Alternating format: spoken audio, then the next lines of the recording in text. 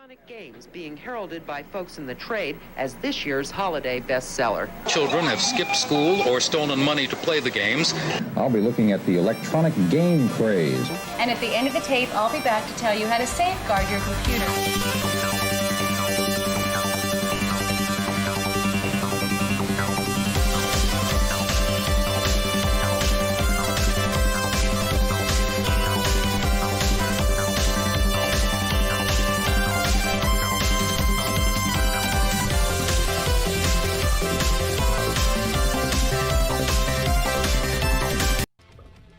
All right, welcome back to JamPack'd. It has been a little too long thanks to freaking Techtober, but we've got quite a few things to unbox here, and we have a special guest, someone that I personally feel is just... Hang on. I think this needs to be just a touch more hype.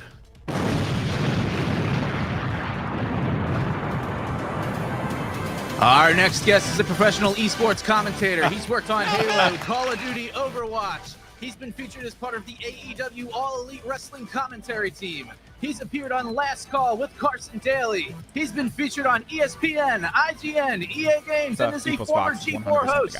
He is Alex Goldenboy Mendez.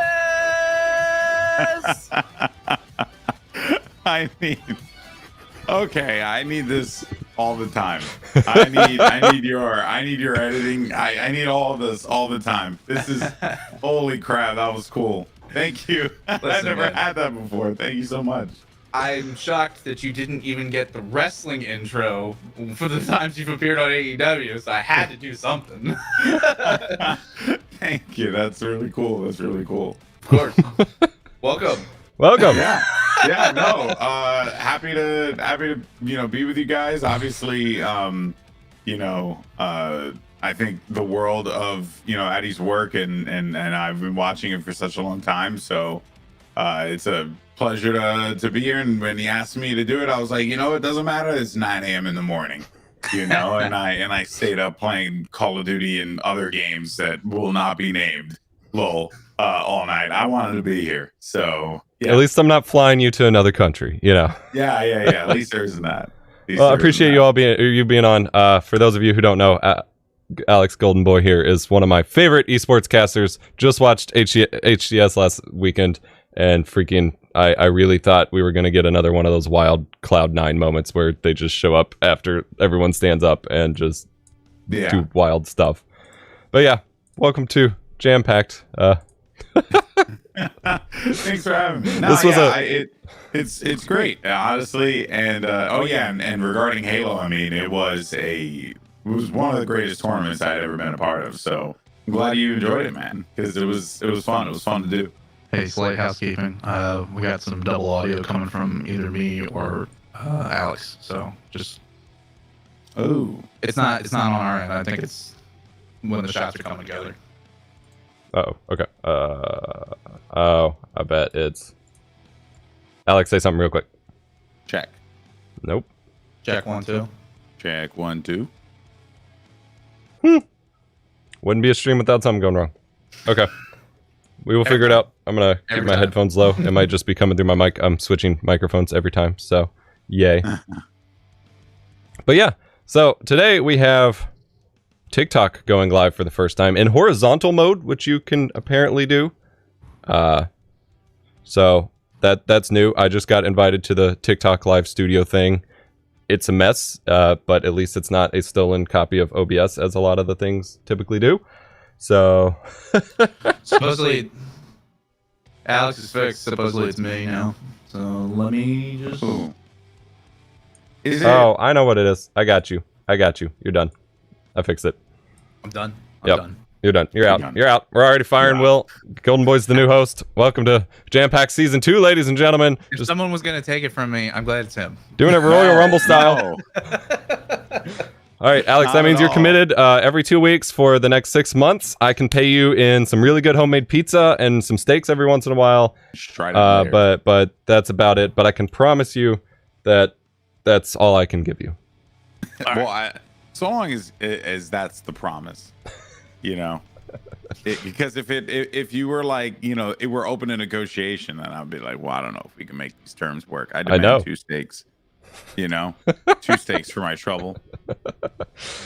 So, what do we want to jump in with, Will? Well, actually, I just want to ask real fast. Yeah. Sorry, the TikTok live studio thing. Is it like OBS, or is it a thing you can run as a second instance? Yes, so it is their own program. I can actually probably switch to it here. It's not just an OBS fork with TikTok. It's not for once. They did one that was, and then this one isn't. I am shocked. Yeah. So this is. We still have that stinger on. Okay. Yeah. It's still lit. So we got a little bit of an infinite loop going. I can maybe disable the preview, but it is laid out very similarly to OBS. But like you can switch between landscape and portrait mode and then add your scene. So it's very similar, but it's not OBS. And so they do some cool stuff. Like I can stream right now. I'm streaming to TikTok in 10 megabits per second, which OBS, Twitch doesn't let you do. I can do higher quality audio. And then they have some like what they have named their own encoders, which are not their own encoders. They're just H.264 and H.265, but they're calling it byte VC0 and VC1. There's a lot of weird translation things in here, but they have an in-game overlay. Like, it's pretty thought out for what it is, which is pretty neat. So, yeah, I don't know. Well, this will easily be the nicest looking set of cameras that have ever appeared on TikTok. So. Yeah, that much is true. Not wrong. Not wrong. All right, so we have a bunch of unboxings I want to do in the middle of the stream because there's been some questions about some of the stuff that's come out recently. But I guess to start out, I wanted to give a quick update here. So we will run this little guy right here.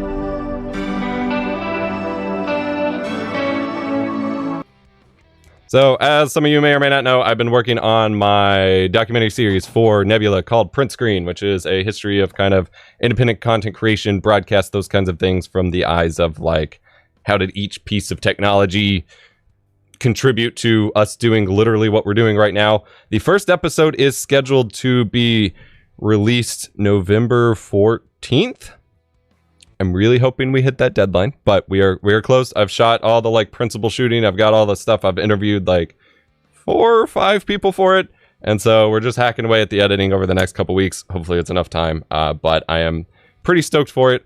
And over the course of the series, we're going to have some like tonal shifts as it goes from like the first episode, mostly due to time and things like that, is very much going to be more kind of my tech explainer kind of videos, but I'm working on making it more narratively driven by the end. But that first episode releases on Nebula November 14th. So super stoked for you to see it. We will be talking about it more as it comes, but I didn't have last time we talked about it a formal release date. So we got that. And then I guess we can, you want to jump into some hype stuff, Will? Yeah, talk about what we've been doing. We already covered TikTok Studio just now. Yeah. So. All right. Let's get hyped.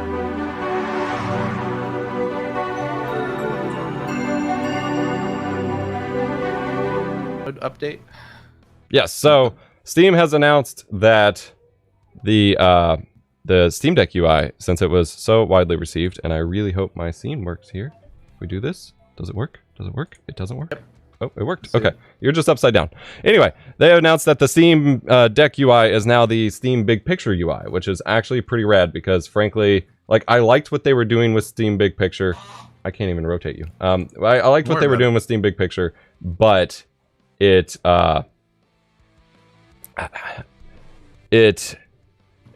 felt so TV oriented, and for something that you were rarely doing on a TV, it's like you dancing around.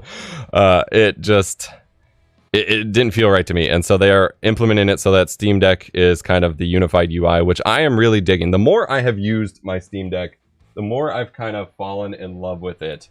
Yeah. But I also have some like big issues that I don't know if is going to be fully resolved. So, Alex, did you get your hands on one of these yet? Or I finally did. Finally did. Actually, I had a tweet. I mean, I don't know if it went viral. I have no idea, but if that's an applicable term. But you about to tell me that you used your platform to get a Steam Deck? No. I Gavin, please. One. So I was in I think it was in Istanbul doing the Valorant Champions event, and I got the email because I had put in the pre-order a while ago, and then I got the email, and I was like, oh, this is time. So I literally like ran, grabbed my phone. My wife's like, what the hell's going on? And I was like, I gotta do this. Trust me. So then I just buy the Steam Deck then and there, super excited, thinking like, oh yeah, when I was gonna come back, I think from Orlando. Oh, my camera. I was gonna come back from Orlando, from the Halo event in Orlando, and then have my Steam Deck. And I arrived and I had an empty box. And oh God, I had a Steam Deck box that was empty. This was my nightmare. My wife was like, it was weird. I thought that's what that was, but the box seemed really light, so I didn't really understand what was going on. So anyway, I was sad, and then I had contacted Steam customer service, who was fantastic, by the way, genuinely really great. And they had issued me a new Steam Deck, but the thing was that I was working an event that weekend, or that week rather. So I couldn't actually stay to get what I was hoping to get. And my friend ended up staying here. She missed the package a bunch of times. And I finally got it at the end, the last attempt, last attempt. I finally got it. And it's sit at home. It's sick. I love it. No, I mean, I genuinely loved it, or love it rather. It's really cool.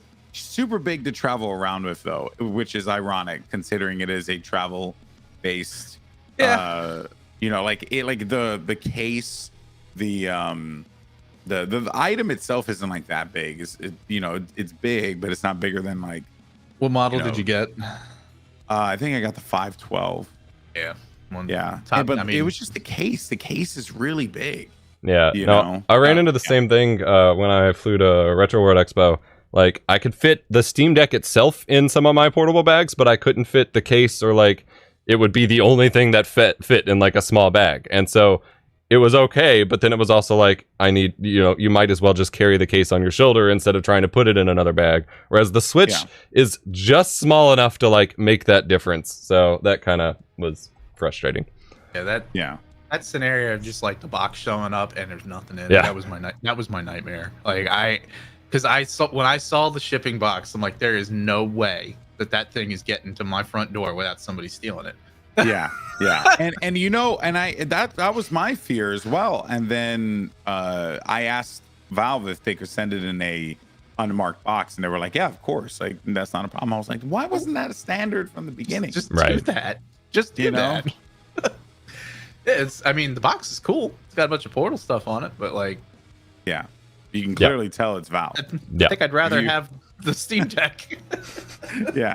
If you know, you know. If you are on the hunt for one, you know that is a Steam Deck in that box. If you're on the hunt for one, go to your local UPS warehouse. Look for the Valve symbols. Stay in there. It's like the 4090 that was replaced with weights. Oh god, that kind of stuff. No. We had some stuff. So this has been a decade now, but I used to work Easy Tech with Staples, and we would get customers who ordered stuff. Because Staples' online website, and not a lot of people know this, but a lot of retailers now, their online website is just like Amazon, where it's like a marketplace where a bunch of other companies and people can sell through it. And so there'd be like Tiger Direct running through Staples and things like that. And so we got multiple people over the years who would buy something through Staples' website, and they'd just get dumbbells or like dog food or something swapped in there, and it would be through one of those marketplace sellers, and we're like, we can't even replace this, we don't sell this in the first place. And it never went well. That's a disaster waiting to happen.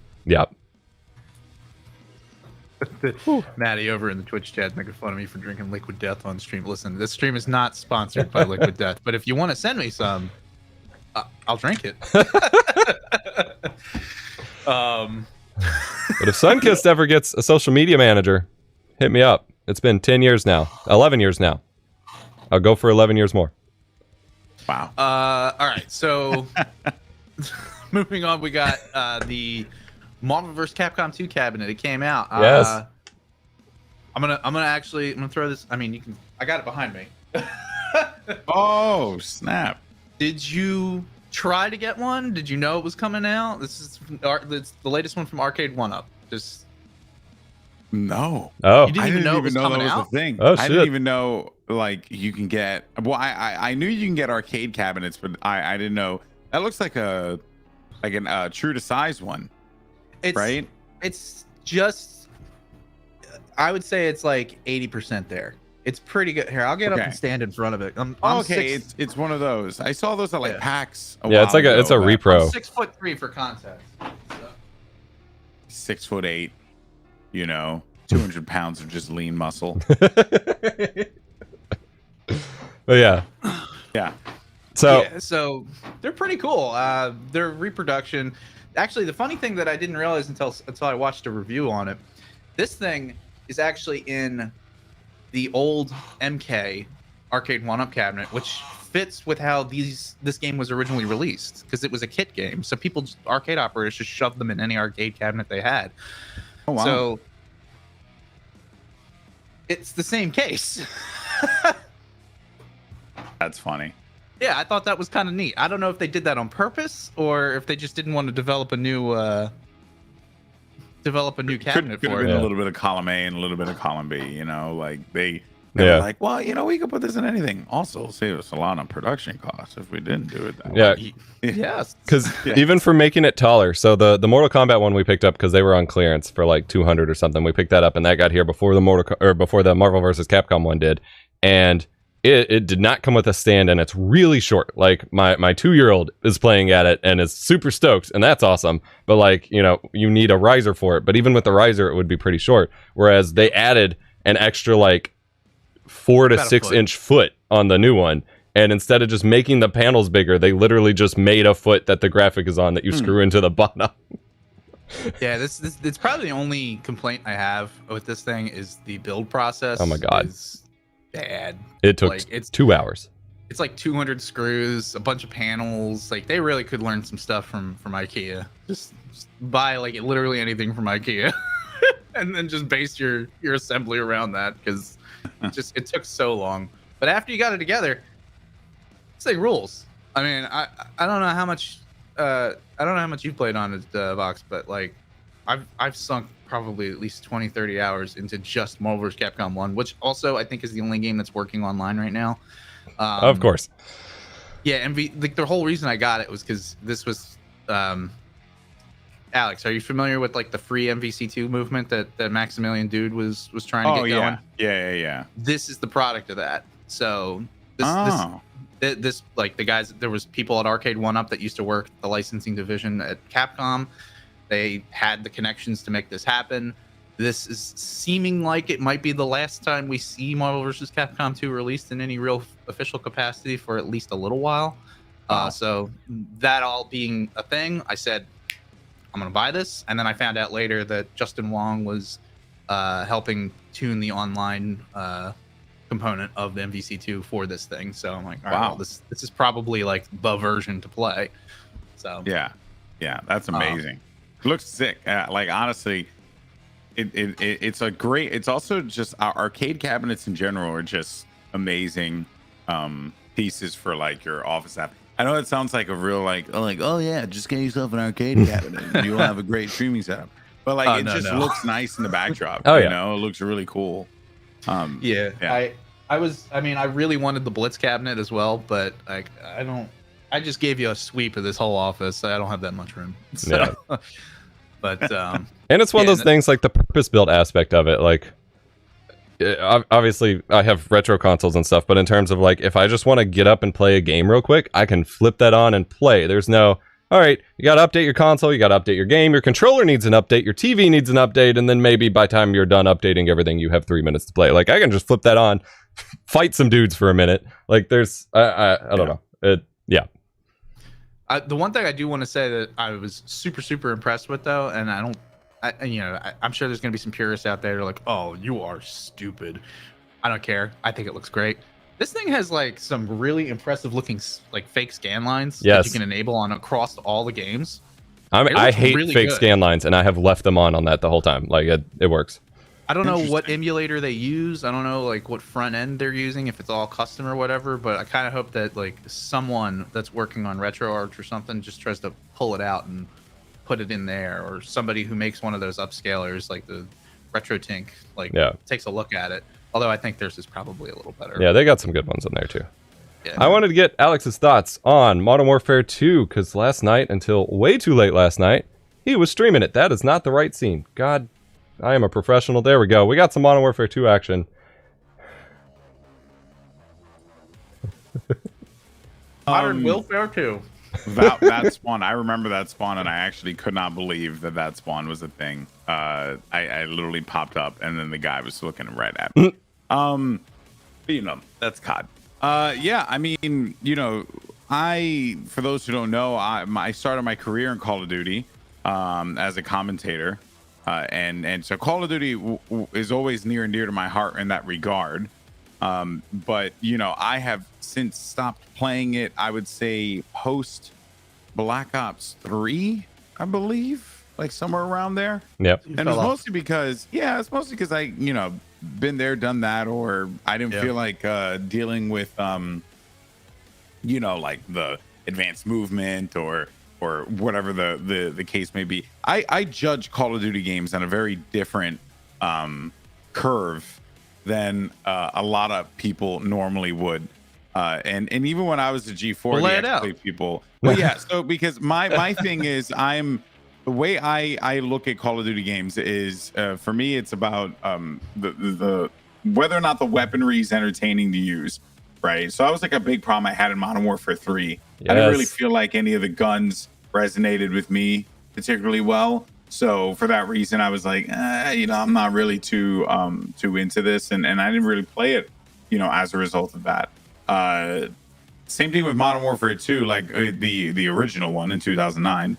Modern Warfare 2, they were like, I think it was like the UMP and the ACR were like the only guns that were worth using in that game. There were other good guns in the game, but like those two were just heads and shoulders above everyone else. So it was kind of like, okay, going into this one, I was like, all right, I'm going to be very cognizant not to just like hone in on 2 guns or 3 guns and just use only those. I'm going to try and use everything else. Right. But with the way that the progression system operates in this game, it's really confusing. Like you have to play one gun to level up another gun, or to weird. Unlock another gun. And then even when you want to use like certain attachments for, let's say, like an M16, you would need to play the M4 to a certain level to get this attachment for your M16. It was just very confusing. And and like there was like a track that you can click and it'll show you like what the path is for unlocking, you know, each particular weapon. But after a while, I was like, why can't I just play and just unlock? That to me was the bit that was a little confusing. And then also when it comes to maps as well, like I'm very critical of Call of Duty maps because I feel like the maps in COD have taken a drastic downturn. And they have. And this one though, not that bad. It's still not great, but not that bad. They looked a lot more, from what I saw, to be more kind of classic style. Like they still had the lane action going on that they really leaned into with Modern Warfare 2019, but it looked like a lot more of, I don't even know how to describe it, but like a lot of the classic like COD 4 era, Modern Warfare 2 era maps, they had more of a center point that was kind of well-rounded, whereas I felt like, at least at launch, I eventually got away from the game, but at launch, like a lot of the Modern Warfare 3 maps were just straight, like they were literal lanes, not even just lanes as a map design practice, but like you just walked in 3 lines and then maybe crossed over at one point. Yeah, there was always like cutoffs and stuff. Like as a competitor, because I used to compete in the game at a decently high level back then, like I love the lane format, but I agree with you, like having kind of the center point, the mid of the my god, my camera keeps latching on. Now you got to give me some tips for cameras down the line. But yeah, so I think like the center point map, or the center point of a map that can create, you know, cool interactions and opportunities for you to try and like cut off your opponent depending on like what the objective is. I think that like is all well and good. What these maps kind of do is they try to have their cake and eat it too. They try to have like center point areas that are big, but then they also try to have lanes and then also flanking routes that are also like pseudo lanes. It's really weird. But that being said, Border, which is the map that everyone's memeing about right now on Twitter, which is literally like you're on the border, you're on a highway and it's all cars. I think that was the map I saw you when I tuned in. That might be one of the worst maps I've ever played in my life, and that's not even. Damn. That's that's factoring in maps like Backwash and Halo 2, Bog. What you just said is making because like when I was watching it.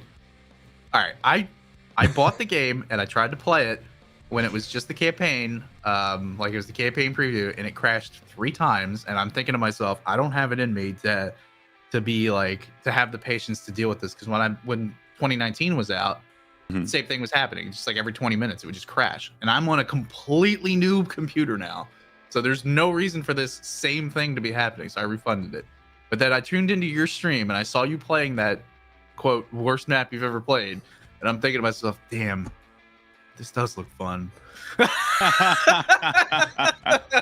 So I did the same thing with Modern Warfare 3, because I was the same way, where like the guns are what matter to me the most, especially coming from COD 4 and spending a little time with Modern Warfare 2. Like finding the right guns that felt great and having all of them feel great was super important to me. And I was watching, it was probably Scene Anders or someone back in the day doing a stream on day 1 of Modern Warfare 3. It was the first time I was committed. I was like, I'm not buying this game. And then he's playing it and he's got like the G36 from COD 4 out and things like that. And I'm like, it looks like it feels great. And so I finally bent and I bought it. And then when I unlocked those guns, it did not feel great. And it was not. Yeah. No. Yeah. There was some cool weaponry in Modern Warfare 3, but at that time I was really prioritizing subs, and there was only really one good sub in that game. It was just the ump, wasn't it? Well, in Modern Warfare 3, yeah, I think the ump, and then there was one other one that had this like weird the Bison, I think it was called. Bison. Yeah, that was a fun gun to use. But yeah, I mean, I agree with you, and honestly, like just the way that they kind of approach this game, it at times feels like a mobile game where like there's just so many things going on the screen at once, and the menu UI is so like bleh. Like after a while you get it, but they really were trying to push that this was like your Apple TV or something like that, you know, where you had like every gun is a show. Yeah, well, and also too, just like every mode looked like starring map, Jason Momoa. you know, all starred and voiced by Chris Pratt. And there was just like so many, I don't know, they're just like weird choices that were made for this game, but this is the game that the competitor onto for at the very least 2 years, which will be the first time for Call of Duty. So for a game that's going to be a priority for about 2 years for COD competitive, not the worst thing in the world. Could be worse. You know, we could end up with another Vanguard. Okay.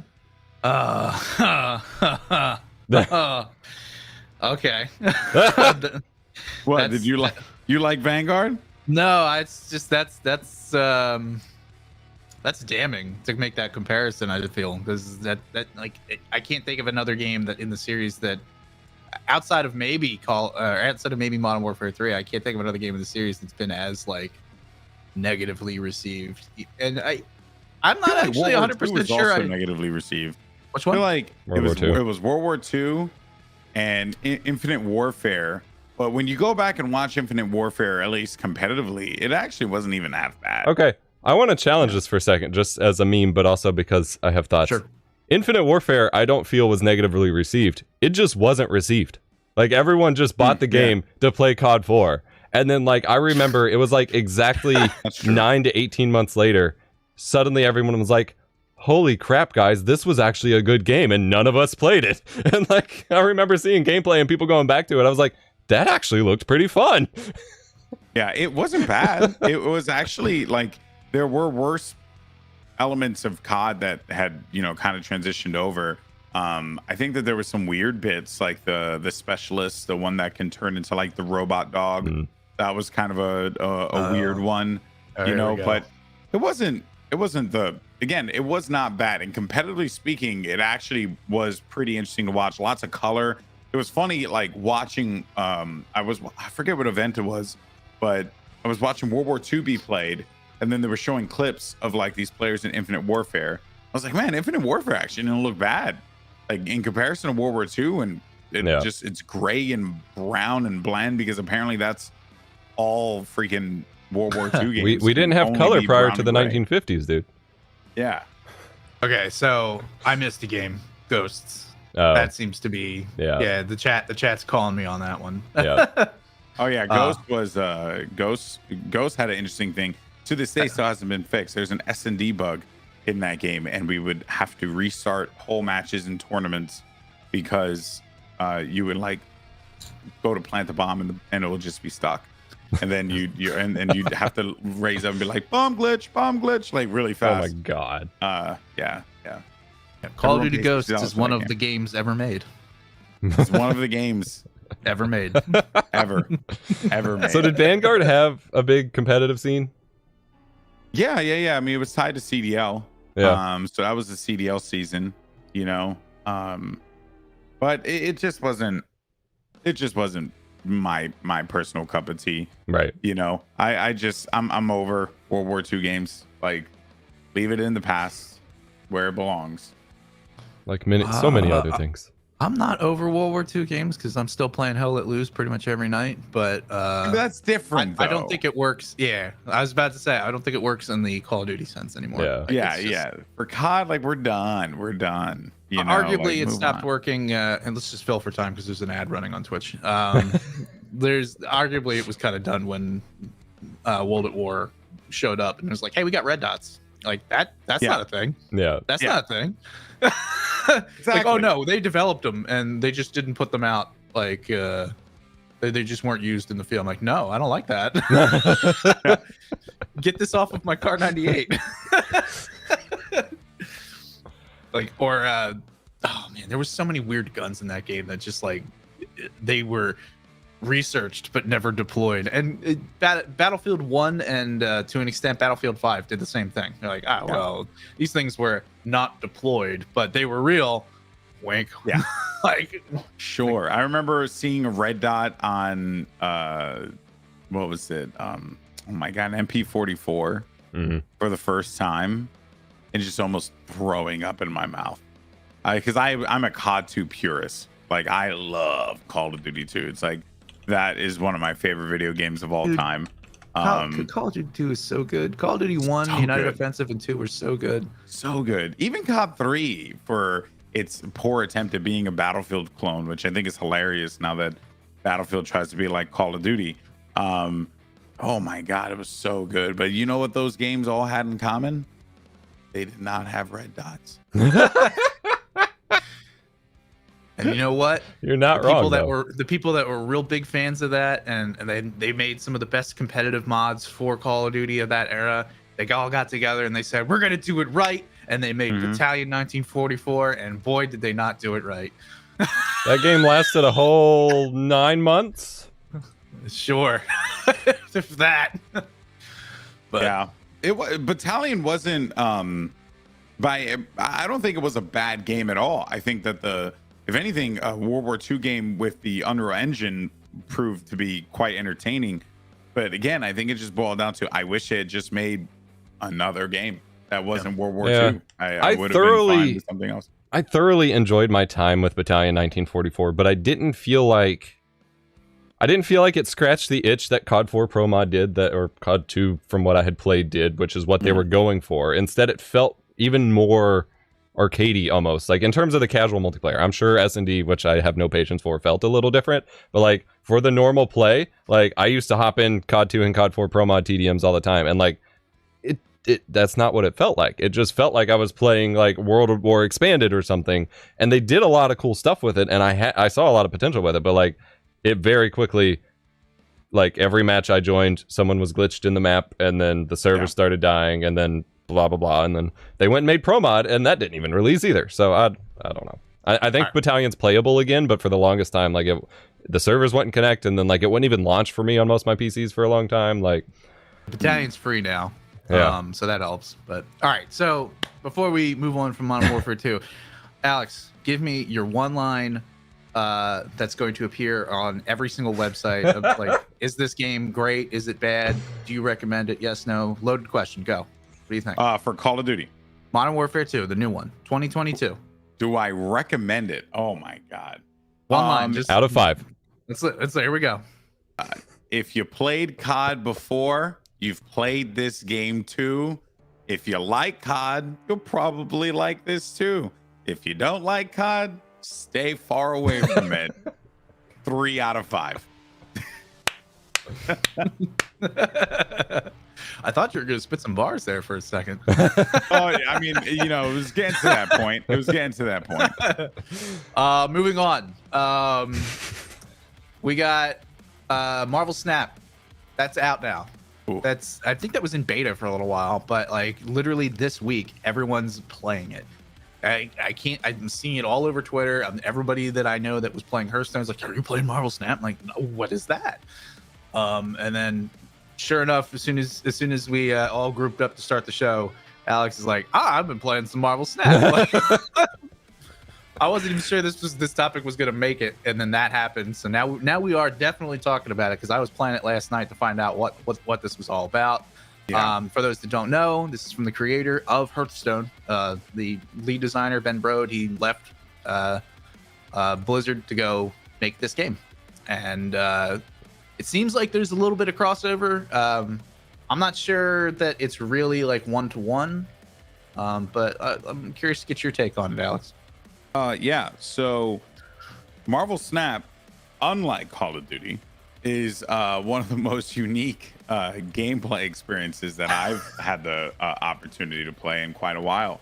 It's fascinating too because, especially when you think of a mobile game based on a now Disney property, you would think that the game would be littered with microtransactions and, kind of like nudging you to buy. Game doesn't do that at all. In fact, it encourages you to just keep playing because of the different ways that they have, I guess, the different systems that they've put in place, which I think is like quite unique. There is no unlocking cards in the game, as in, paying directly to unlock a card. Not a thing. Doesn't happen. There's also a really sick track where you have your battle pass where you can earn credits and gold and the things that you need to rank up your characters or your cards rather. But then there's also on the other side of that a competitive track where the more you play, the more you rank up. You can get up to the infinite rank, and in that whole track you will be unlocking things along the process. And then there's a collection level, which is technically kind of sort of the soft rank, which I think is really cool. So the collection level or the collection path is how you unlock cards. And the way you unlock cards is that you use these things called orbs for specific characters. So like you play a game and you unlock 5 Hawkman card orbs, right?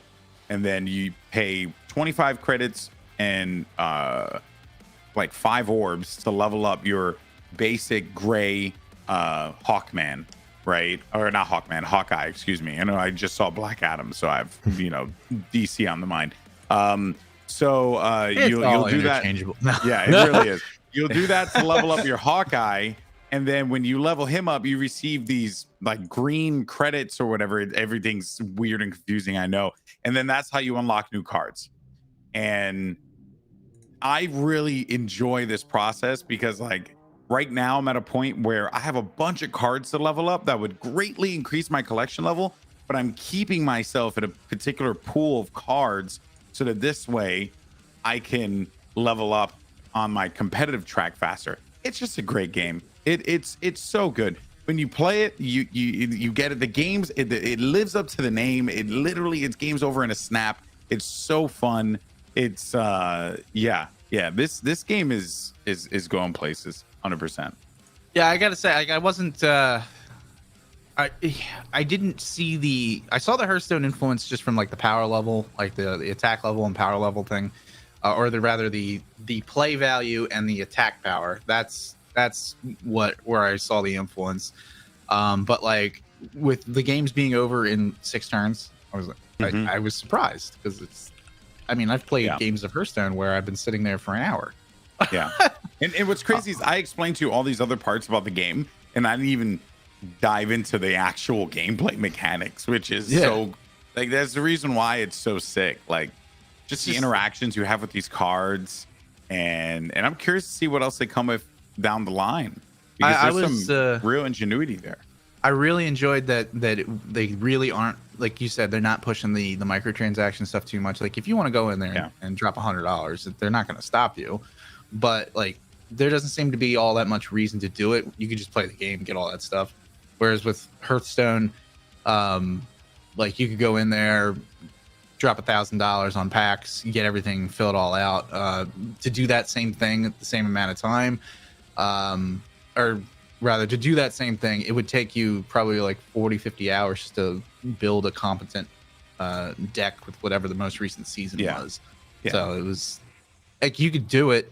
It was okay for the time, but it hasn't moved forward at all. And whereas this is definitely a little bit more modernized. But yeah, it's very impressive looking game. I'm definitely going to sink some more time into it. There's something I said I'll use the sanitized version of this one. There's something I said in Discord where it's like these games have to be playable in 3 places at all times: sitting in the car, at the mechanic, and in the bathroom.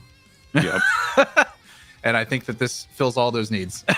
Yep. And I think this one definitely hits all of that. I was on you can also just play it on an airplane. You have Wi-Fi. I was literally on a flight back from Seattle to LA and just playing. I played for 2 hours straight. Just it's way too addicting. And what's cool too, and I was telling this to my wife yesterday as I was playing, not sleeping and waking up, and not reason why I'm solely tired right now. Every game has different interactions because so the purpose of the game is you have to have enough power with your cards to level up to like accrue enough power so that this way you can win a location. There are 3 locations on the map, or like in the gameplay area. So you win 2 out of 3, you win the round, or you win the game, right? If you win 1 and your opponent wins 1, whoever has the most power across all 3 locations, they're the ones who win, right? But the locations are randomized. So when you start a game, you can get like Bar Sinister, which is play a card here and it gets cloned 4 times or 3 times. Or you could play like there was one, like I think it's Wakanda or something like that, where you can gain +1 every turn for all your cards that you play there. So it's like ways for you to like do math, but also think of a few steps ahead of like how I kind of want to play this, how I want to approach this game. And you'll very rarely get the same type of game twice, which I think is pretty cool, because it's also going to be dependent on the interactions that your opponent has, what cards your opponent has. They could have like really sick cards that change the even the locations, so it's just such a creative game, and I got to give Ben and the team credit. They knocked this out of the park. This is genuinely a big leap in mobile games, in my opinion. Yeah, I'm curious to see where they take this, because this is definitely a good starting point. Yeah. All right, what else we got up on the on this list here? At Vox, why don't you pick one from your list here? I just wanted to highlight. I had been teasing and I had reviewed the Nikon Z9 and mentioned that I'm probably going for the Canon, and so I've recently acquired the Canon R5C for my Nebula documentary, and I've taken it out. I've recorded 3 videos with it, and then the whole first episode of the documentary, as well as we took it out shooting photos yesterday. And this thing is an absolute beast. I can't wait to share the photos I took with it, and just overall, I was getting kind of nervous with how much I fell in love with the Nikon Z9 being a similar full frame 8K camera. But the weight difference, even with this giant chunky lens, it's so much lighter. And so taking it through a hike to take pictures all day, I would have been way more worn out with that big Nikon Z9. And so this thing's been a beast. We're not moving to, I think I teased in my YouTube 4K paywall thing, I'm not actually going to move to producing 8K videos, just because the rendering process and things like that is significantly less accessible even on my tier of hardware. Like even with the 4090 and the Threadripper Pro and shit, like it is still not doable. The only way I think I would move to actually releasing 8K videos would be doing the old school strategy of just exporting in 4K and then upscaling to 8K, which would be kind of pointless at this point. But in terms of getting that autofocus, because I've been living without autofocus for my main cam for 5 years now, more than that actually, it has been incredible. And so there's a lot we're going to be able to do with it now that we're going to start seeing as we round into late November, December, and into next year. We're going to start seeing a lot of changes in terms of like video style with the stuff we can do with it. And so I'm super stoked for that. And yeah. You said you did a review for it? Not yet. I did a review of the other one, the Z9, so I'll have one coming of this soon. But this was my best budget streaming camera. Yeah. That's what I expect. The only camera worth streaming with is a $4,000 something full frame camera. Do not buy any other camera ever again. If you do, you cannot stream. For the price, it's pretty good, right? Do you want a C920? That's the angle you take. Yeah. I think we also have Gauntlet and Gaming. Oh yeah. So part of the studio changes I've been doing, I have teased that I have like a whole wall of TV stands now, and I've been finally trying to, after Techtober, I got really burned out with just back-to-back embargoed releases, and even the Intel CPUs, I still haven't been able to cover because my working motherboard hasn't arrived yet. And so I finally took a break and been playing through, and I have already, this is going to sound dumb as hell, especially to someone like who plays games all the time, but like I've reached a point both with like my work schedule and my ADHD where I game, some months I will game a total of 2 hours in the entire month. And I have finally sat down and I have beaten half of Gauntlet in 2 sessions. And it's that weird segmentation of like actually being able to like put all the work thoughts aside and just focus on a thing that I make it further than I probably made in like 10 years of my childhood in a game in like a couple hours, because it's just a matter of sitting down for more than 5 minutes at a time. And so that's something that I've been really trying to work through ever since I stopped making like gaming content primarily in the first place.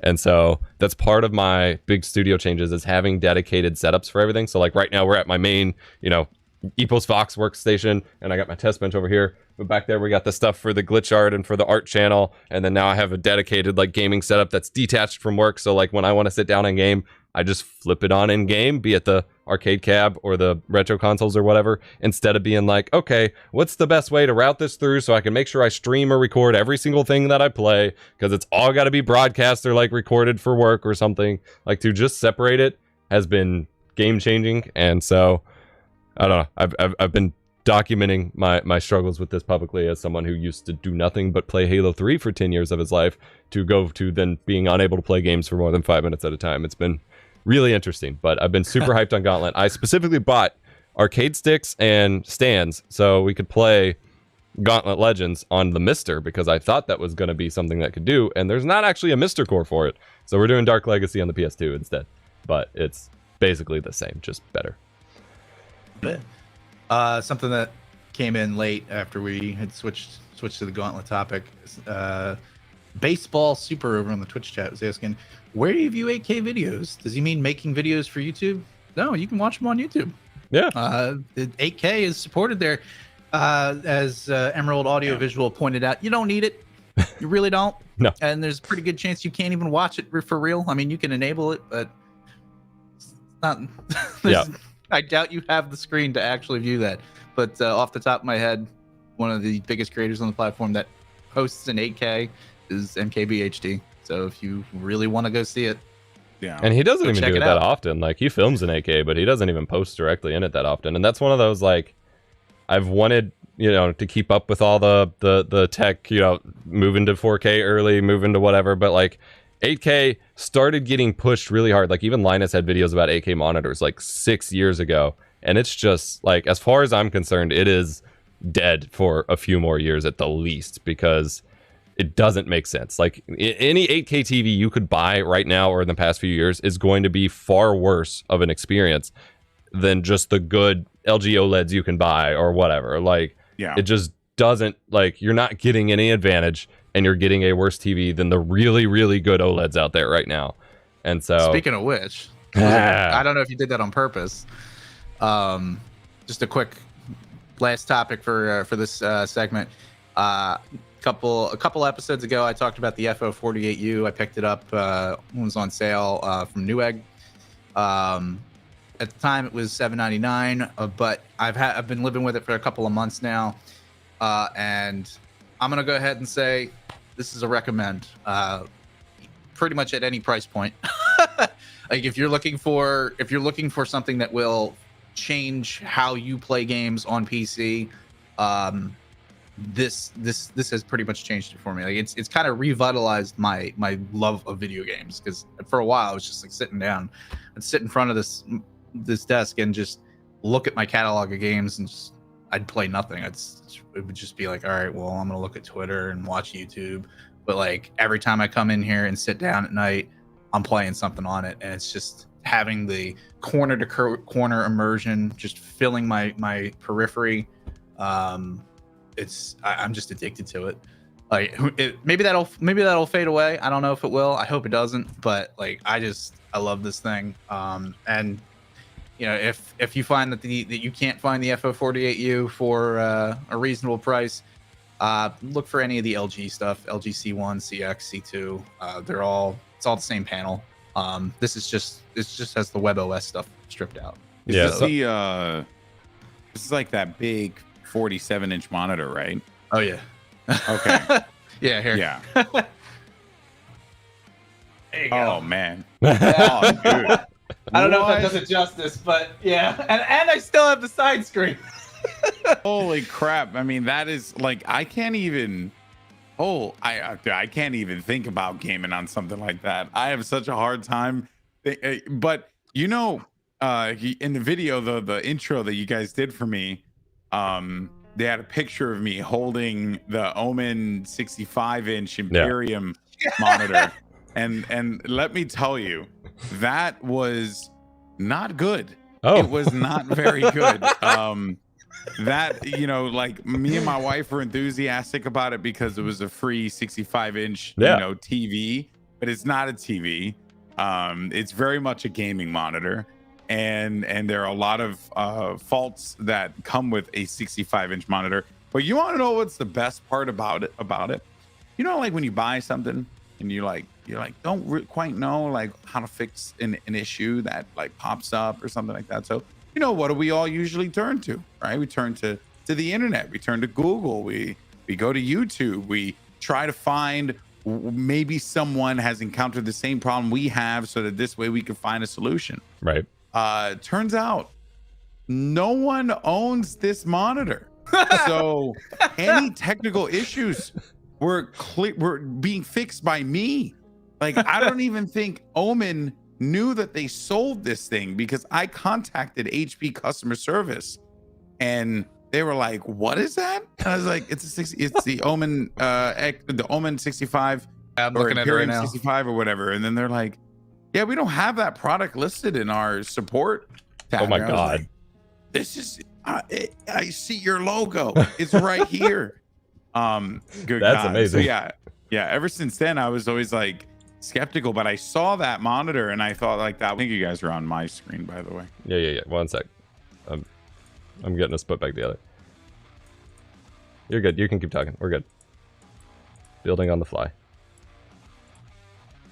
So this is a good panel first. Also, from what I can see here, just look, because I looked it up when you mentioned it. This is a 1440p, the HP Omen. It's a 1440p 65-inch TV that doesn't do high refresh rate. It's just 60 hertz. That's all you get. Like, Yeah. Oh. Yeah. that sounds awful. Yeah. It was great. They made that?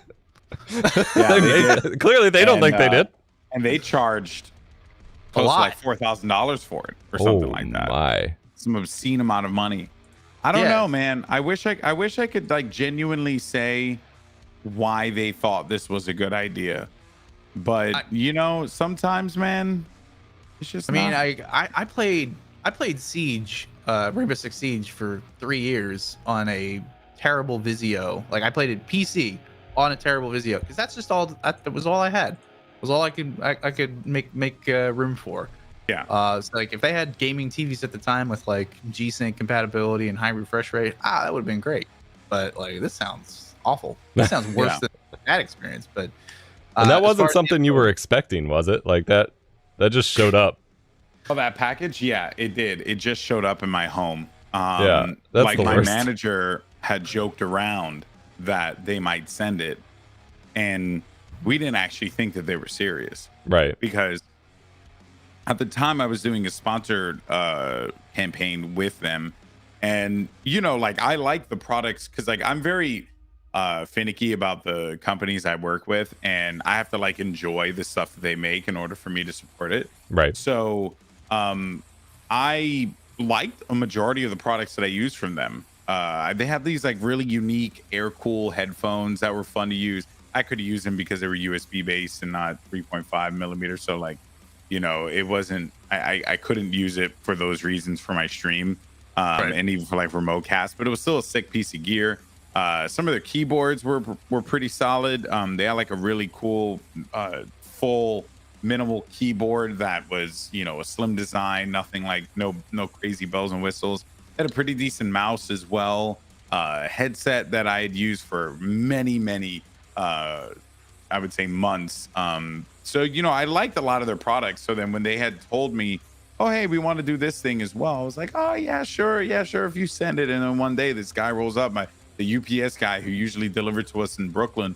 He rolled up. He was like, man, I don't know what you got today, but this is one big son of a. And then he just kind of just started going off about it. And then when we got it, my wife was like, oh my God, this is amazing, blah, blah, blah. And as we started to use it, we were like, this is pretty cool. It was Android TV. So it was like the first time that we got exposed to that. And, the more we used it, and then the more we started to find flaws with it. And then, we kept finding flaws. And then, there were weird things that like we couldn't really fix. And the TV at its speakers at any point in time, the speaker would just turn off if the volume was too low. So it wouldn't even recognize when volume is on its own soundbar speaker thing.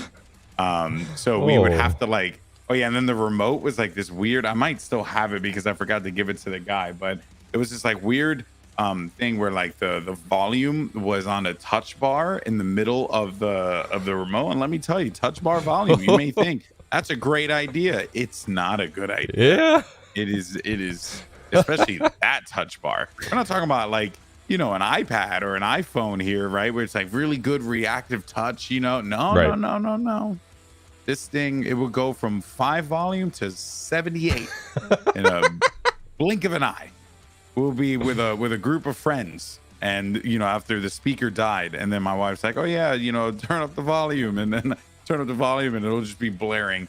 But I love my wife, but she wanted to keep that monitor for a very long time. Then it finally died, and when it died, I don't think that I have moved faster to remove a piece of tech from my household than that monitor. It finally died when I bumped into it and it fell over. Yeah. Just so happened to throw a shoe at it. Oh my God, babe, it died. I can't believe it. I don't know what happened. No.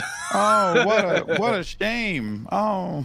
Well, I would say don't let that poor experience put you off from potentially it seems much better. Back in. I mean, it's gaming TVs have come a long way. Yeah, it's literally the C1, CX, C2 line. Like it's just that panel with the WebOS stuff ripped out, which and DisplayPort. That's actually better. Oh yeah, and it has DisplayPort 1.4. So, I wouldn't let that bad experience put you off it forever. FO48U seems pretty rad, and even if you can't find it, any of those C1, C line LG TVs, they all have the same feature set. 120 hertz, beautiful inky blacks, 1 millisecond response time. Like it's the stuff you want. All right, you got a couple minutes to run through a couple last topics with us, Alex, or do you got to bounce? I'm down to chat with like 1 or 2 more, and I do have to head out. But all right, sick. Yeah, all right, cool. I think we can probably pull 1 or 2 more here. Do you want to just leave? It's like, are you gonna risk the transition? Yeah. Why don't we do Gotham Knights? All right. Have you played Gotham Knights at all yet, or you looked at it at all? I haven't played it. I did. I have seen a lot of my colleagues talking about it. And then we even had when G4 existed, we even had a little discussion about the game on an episode of X Play. And you know, when I saw the reviews for the game and saw the reaction, my reaction was not surprised. Just was not surprised that it was like, you know, like, you know, you could just look at a game and you could see it and you could just be like, oh yeah, oh, okay. Or like when you're at a movie theater, you know, you see a trailer come up and you look to your significant other or your friend and then you're like, oh, that movie looks like it's gonna slap. But you know, you're never really gonna watch the movie. But you know, because you're really only there to watch the latest Sonic movie or you know, whatever Marvel movie happens to come out. Okay. Super Mario Brothers. Yeah. And that for me, that was what Gotham Knights was. I looked at it and I was like, well, yeah, that looks cool. But I know I'll never play it. And I know that it's going to be like, all right, it's not going to change the world. And that's kind of the vibe that I got with it. The reason that it's here, at least the reason that it's here for me on this list is there was a lot of like drama surrounding the performance of it. And now it's out in the wild, and we know it runs like crap on every platform. It's not like just a 30 FPS thing on console, which for me, I'm gonna say it, not a deal breaker. I played Spider-Man in 30 FPS. I played God of War in 30 FPS. I played a lot of stuff in 30 FPS. For cinematic, 30 FPS is fine. We haven't gotten like true 60 FPS everywhere. Like that's a recent thing. It was like within the last 10 years. That's when that started to happen. So it's not a deal breaker for me. But the reason I threw it on here is because it seems like now everyone is just trolling around from like game to game looking for drama. And you know, one of them that got caught in the crosshairs for a brief moment, it seemed, was God of War Ragnarok. People are like, "Oh, this is a safe sequel. It looks like a PS4 game." I'm like, have you seen what God of War looks like? Yeah. How is that a bad thing? Oh my god. Or on the flip side of that, great game. What I'm about to say, great game apparently, but horrible performance problems. Bayonetta 3. Oh yeah. Like, I'm surprised I haven't seen more people talking about it, because suddenly people are talking about it. I was like, why is everyone praising this when it seems to just run so terribly? Like, it's really... Maybe it's an embargo thing. You can tell that it would have ran terribly. I've been watching my wife play Dreamlight Valley, that Disney game, and it's basically Animal Crossing but with Disney characters. And you know, on paper, it looks and sounds like a great idea, and she's having a blast playing it. I think she's playing it right now, literally. Right. Woke up this morning, I was like, oh shit, I gotta get ready for this podcast. She was already up on her Switch on the bed playing the game. Right.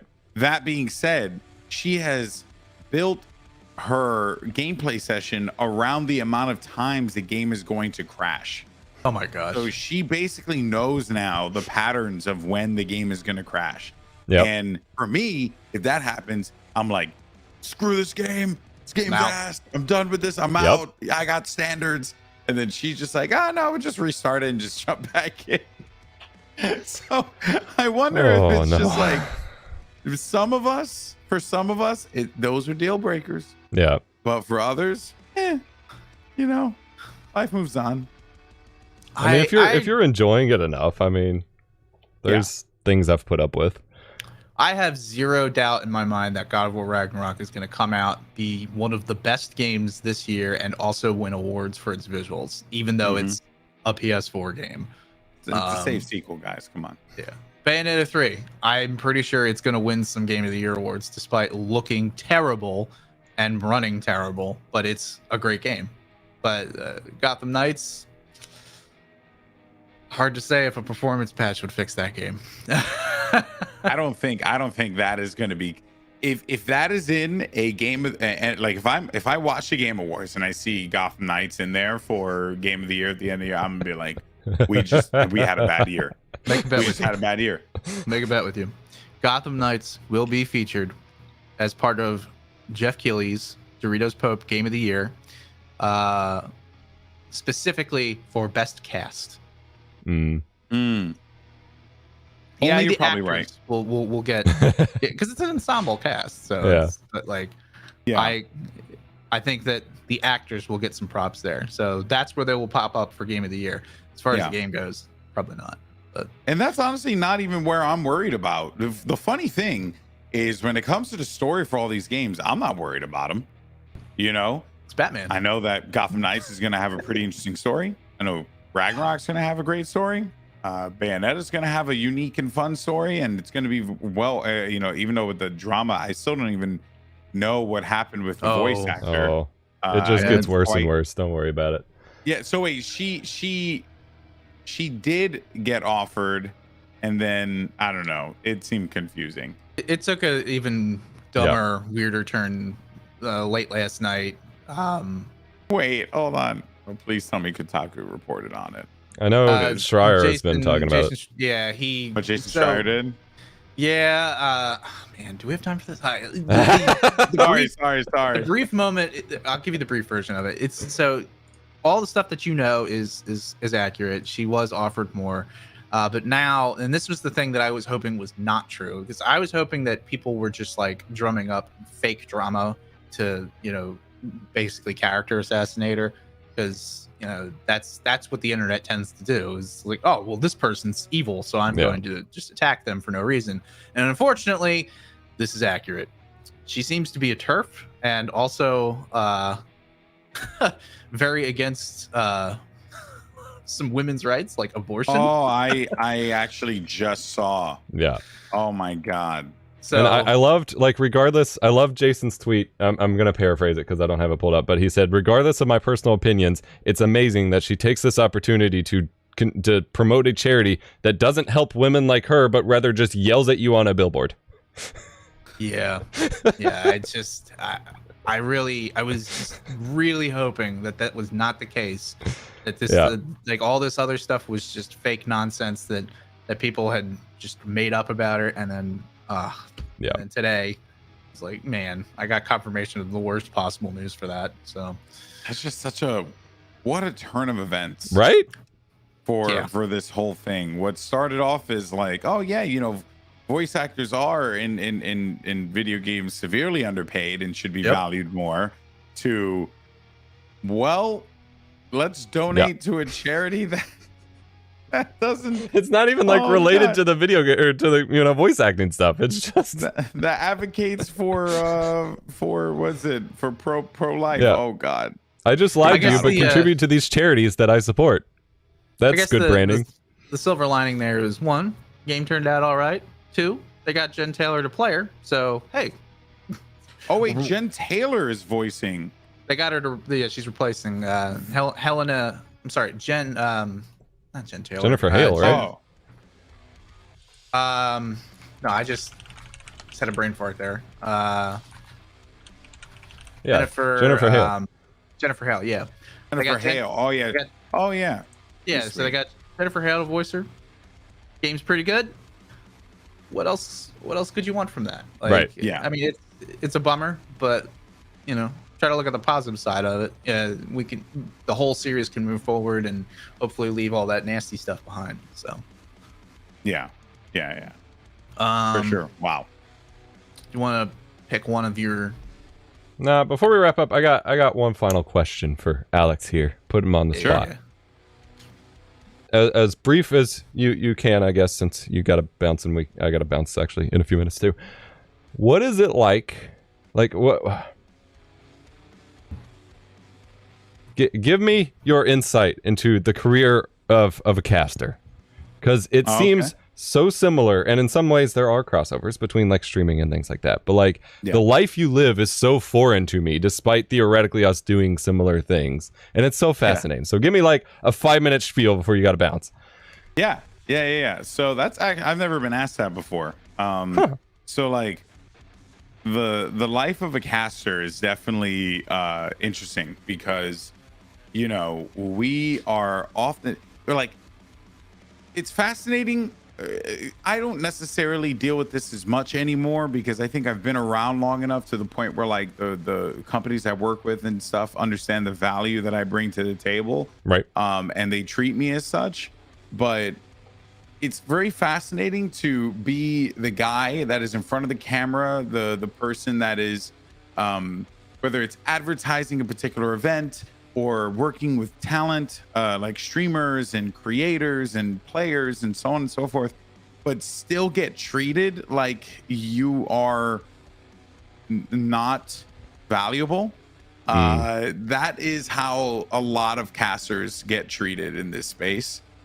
Which is really unfortunate, and I don't know what the parallel would be to content creation, right?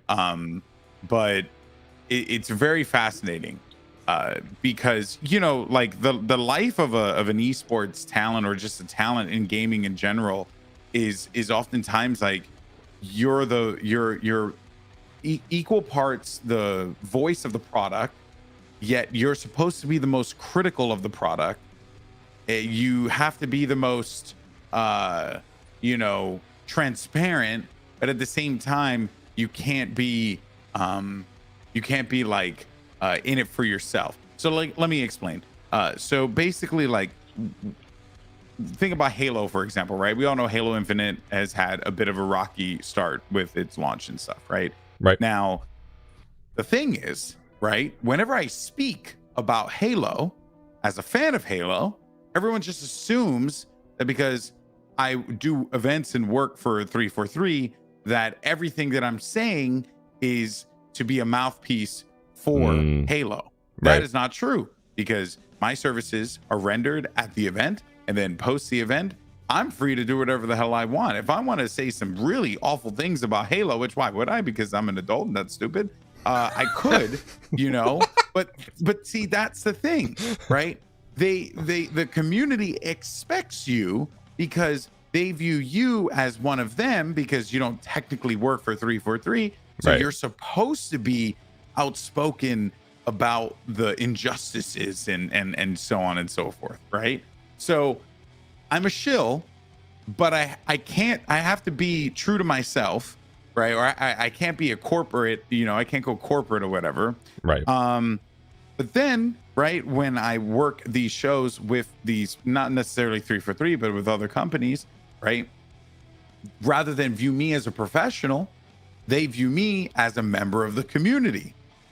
So I'm not being viewed in the same light as like a professional who shows up for work all the time. I'm being viewed as, a guy who's posting something on Reddit.